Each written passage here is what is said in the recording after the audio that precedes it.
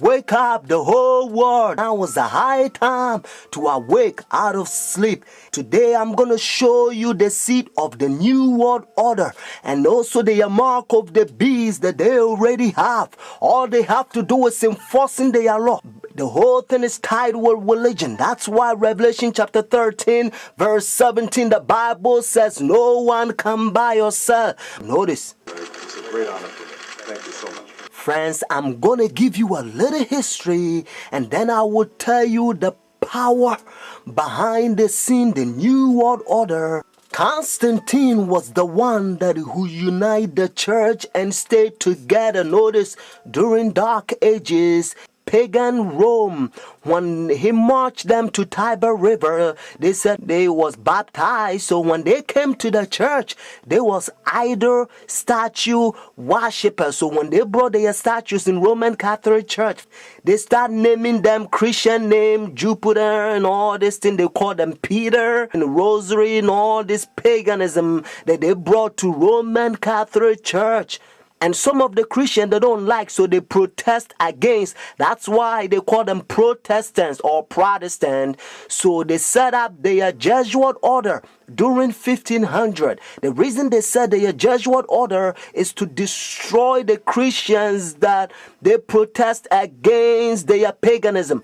They also infiltrate the state to control the whole world. The Jesuits, they created Masons, and now they got Skull and Bones, the Illuminatis, all them secret societies, friends. They control the whole world. And what is Obama and all them powers, they all belong to secret societies. I love everybody. I don't have a choice if I want to go to heaven, but I got to tell you the truth because the whole thing is tied with Bible. The church and state is going to unite in the last days and they will bring the mark of the beast that the Bible says. So notice. You came from circumference Heiligendamm. I did, your old country. Yes. And it was successful. Successful? You have some decisions. It's not so easy in this place. The Iraq War has been another foreign policy challenge, beginning with John Paul's papacy. Other foreign policy priorities for Benedict include pushing for peace in the Holy Land and decrying rising secularism in Europe. He's also been quietly working to establish relations, something that was not possible during the last papacy, largely because of John Paul's role in the fall of communism in Poland. The Chinese obviously didn't want John Paul II running around China doing the same thing. Pope Benedict is not that kind of a threat to China. Most of the time, in places around the world, Vatican diplomats work outside the spotlight, where experts say they often have an advantage. Some question how much government leaders of today truly listen to what the Pope has to say. And that, observers say, is a moral authority that can't be measured by economic strength or military divisions.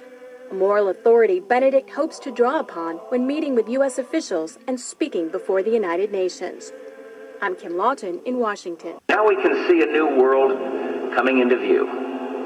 A world in which there is a very real prospect of a new world order.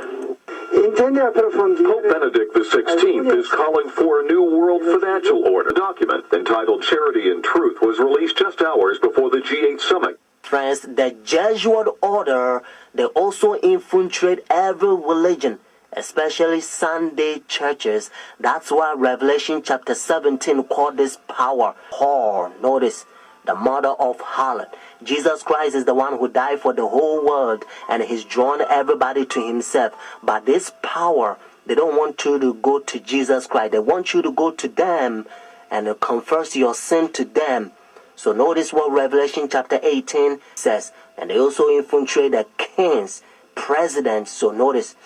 And he cried mightily with a strong voice, saying, Babylon the great is fallen and is fallen, and is become the habitation of devils, and the hole of every foul spirit, and the cage of every unclean and hateful bird.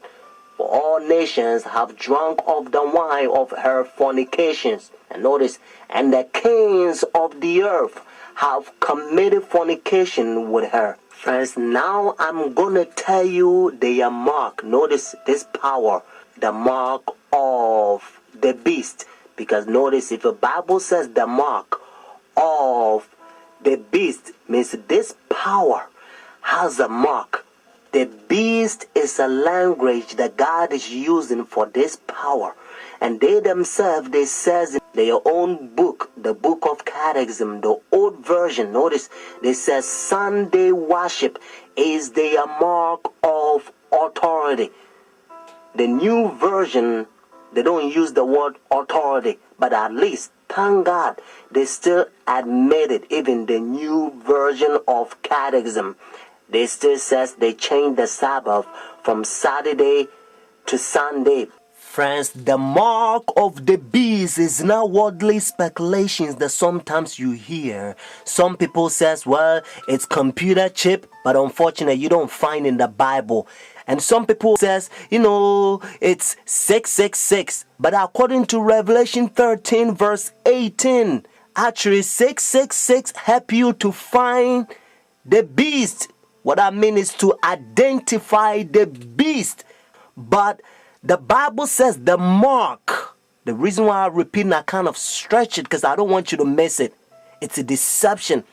Notice the mark of the beast. It's clear. It means the power, the beast has a mark. Constantine changed the Sabbath from Saturday to Sunday. But unfortunately, Sunday churches, they adopt sun worship day for so many years. They don't want to get rid of it. But actually, it's a pagan sun worship day, Sunday worship. Look, even the spellings, you'll find out. Matter of fact, if you look at your calendar, Sunday is always begin as the first day of the week. Unfortunately, they will skip, and some people, they don't know, they will count Monday as the first day of the week, because according to Revelation chapter 12 verse 9, the devil will deceive the whole world. So it's a deception. So a lot of people, the devil, he's in the process blinding the people, including the Christendom. Friends, if you go to church Sunday, notice the first day church, now you don't have the mark of the beast according to Revelation 14 and 13 unless the law is enforced. That's why now you hear different country, they try to forcing the people to not sell or do anything on Sunday because they try to enforce the law. But according to Bible, notice United States is the one who's going to cause the whole world to worship the beast. Their sun worship day means Sunday worship according to Revelation 13. So whenever United States enforce the law, then every country also going to enforce because they control the whole world. Every president on the Roman Catholic Church. Friends, Saturday is always the Sabbath, the seventh day of the week. Notice, and again, it's always Saturday. And that's why the Bible says the seventh day is the Sabbath. Jewish nation, even though I'm not Jewish, they still keep the Sabbath Saturday. And also encyclopedia, you will find it even different language. If you speak Spanish, Sábado means Saturday. You can also find in the Bible, according to Genesis chapter 2, verse 2 to 3, you're going to find out that God created heaven and the earth 6 days, and the seventh day he rested, and that seventh day, it's Saturday. And then Jesus Christ, remember, when Adam and Eve they sinned, Jesus Christ came to redeem our soul, and he finished his work 6 days, Friday afternoon. Remember, that's why they call it Easter Friday or Good Friday. It says it is finished Friday, and then he rested Saturday, just like he rested Genesis chapter 2 verses 1 to 3. And Sunday, the early day in the morning, you will find in the book of Luke chapter 24 verses 1 to 3. You will also find in Luke chapter 23 verses 50 to 56. The seventh day is always Saturday until Constantine 321. He changed it from Saturday to his own pagan sun creation worship day. The devil behind the scene. You are about to see the power God is going to fill us with his outpouring, just like he did it for the first century, the apostle church. And then we're going to go forward and preach the loud cry. The third angel's message, we're going to protest against their pagan sun worship day, means their Sunday worship. And then Jesus Christ will come, just like Bible says, if the day is not short, no flesh will be saved. But for the elect's sake, means those who take a stand, the day will be shortened. Friends, this is a beautiful time in history, because we only want